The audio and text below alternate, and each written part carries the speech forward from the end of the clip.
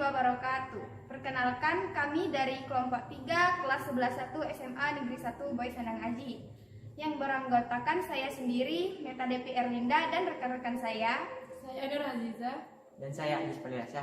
Di sini kami akan menjelaskan dan mempraktekkan proses difusi dan osmosis.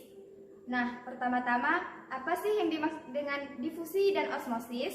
Difusi adalah zat terlarut dari konsentrasi tinggi atau hipertonik menuju ke konsentrasi rendah atau hipertonik.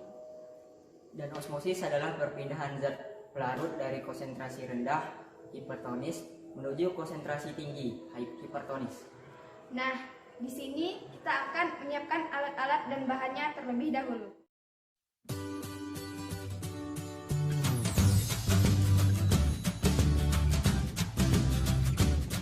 Siapkan tegak kentang, lalu kita kupas hingga bersih. Kentangnya kita ukur sepanjang 4 cm, 2 potong kentang seukuran 4 cm.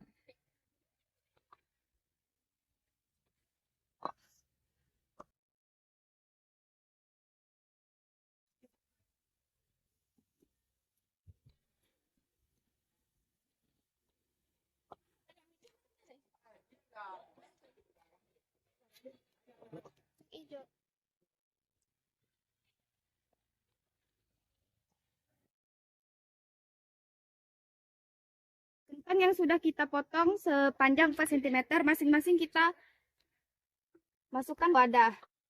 Wadah yang pertama kita isi dengan air garam.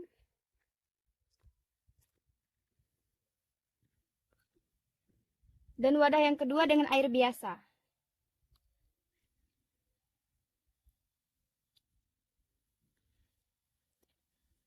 Kita rendam selama 1 jam lamanya. Kentang yang sudah kita diamkan selama kurang lebih 1 jam, mari kita amati perubahan yang ada pada kentang. Dan air biasa tidak mengalami perubahan ataupun tekstur. Teksturnya tetap keras, kaku, dan kita lihat ukurannya.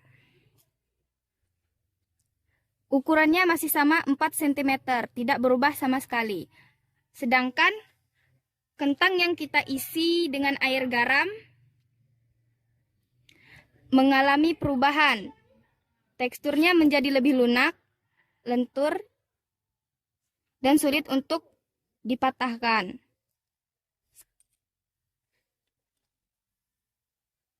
Mengalami perubahan ukuran. Ukurannya menjadi mengecil. Kurang dari 4 cm. Kentang yang kita rendam di dalam air garam mengalami perubahan bentuk menjadi lebih lunak dan mengecil atau menyusut. Mengapa demikian? Karena perpindahan air melalui selaput yang bersifat semi-permeable. Cairan larutan garam lebih pekat daripada cairan dalam sel, bersifat hipertonis. Air berpindah dari dalam keluar sel kentang. Itulah mengapa potongan kentang yang direndam dalam air garam jadi menyusut dan lebih lunak, karena kentang kehilangan air dari dalam sel-selnya. Sedangkan kentang yang kita rendam di dalam air biasa tidak mengalami perubahan, bahkan dia teksturnya lebih keras dan agak sedikit membesar. Mengapa demikian? Karena air biasa yang kita tuangkan ke dalam kentang masuk ke dalam kentang. Mengapa demikian? Karena air dari larutan masuk ke dalam sel-sel kentang, karena sel-sel kentang hipertonis atau lebih pekat dibandingkan dengan air. Inilah yang menyebabkan kentang menjadi keras dan beratnya bertambah. Ini adalah kentang yang kita rendam dengan air biasa, sedangkan ini kentang yang kita rendam dengan air garam.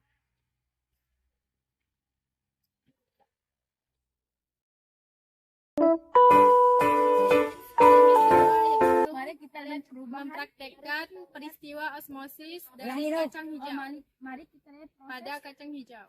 Baik, pertama-tama kita siapkan alat, yaitu kacang hijau. Ulangi.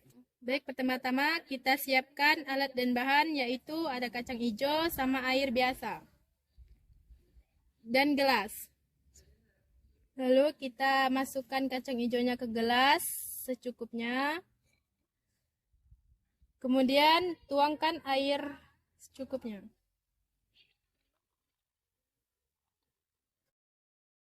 Kemudian diamkan selama semalaman. Ini gambaran kacang hijau yang belum direndam selama semalam. Ukurannya kecil-kecil.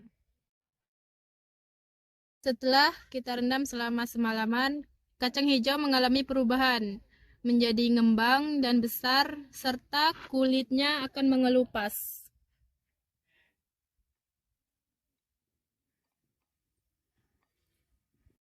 Nah, inilah gambaran jika kacang hijau kita rendam selama semalaman. Kacang hijau akan mengalami perubahan bentuk, menjadi lebih besar dan mengembang, serta kulitnya mengupas. Inilah yang dinamakan dengan peristiwa osmosis. Hal ini menunjukkan adanya peristiwa osmosis, yaitu peristiwa difusi air melalui selaput yang bermayabel secara diferensial dari suatu tempat berkonsentrasi tinggi ke tempat berkonsentrasi rendah. Air yang masuk dalam biji membuat perubahan warna, tekstur, ukuran, maupun volume biji. Baik, eksperimen yang ketiga, yakni mempraktekkan proses difusi pada kopi. Baik, pertama-tama kita siapkan alat dan bahannya, yakni kopi dan gelas yang sudah diisi air panas dan air biasa. Apa aku nggak? Lagi ulang. Masukkan kopi ke dalam air panas dan masukkan kopi ke dalam air biasa. Lalu amati perubahannya.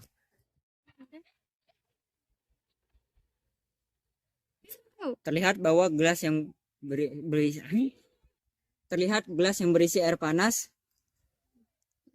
lebih cepat turun kopinya. Tercampur dengan air biasa. Tercampur dengan air panas. Sedangkan kopi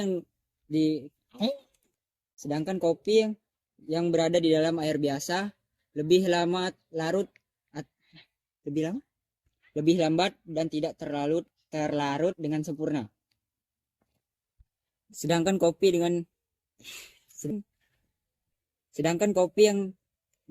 yang berisi air panas bisa terlarut dengan sempurna. Ngapa udah video kan Pak? Habis itu aku ngomong. Inilah peristiwa difusi pada kopi.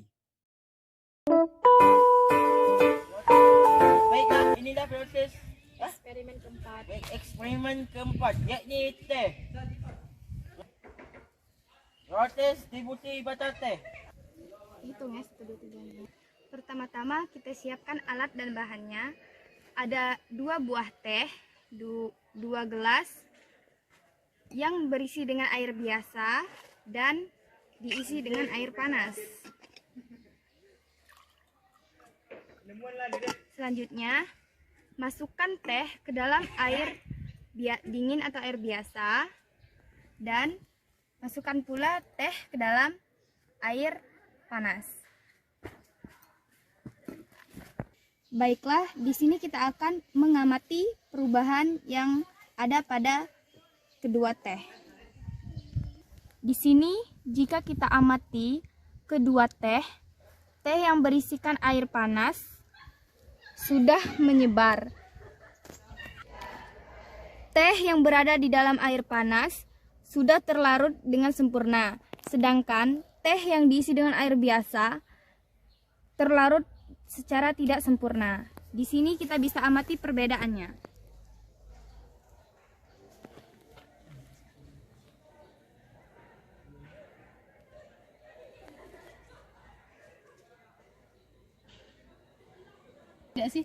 Inilah proses difusi pada teh, yakni perpindahan zat terlarut dari konsentrasi rendah ke konsentrasi tinggi.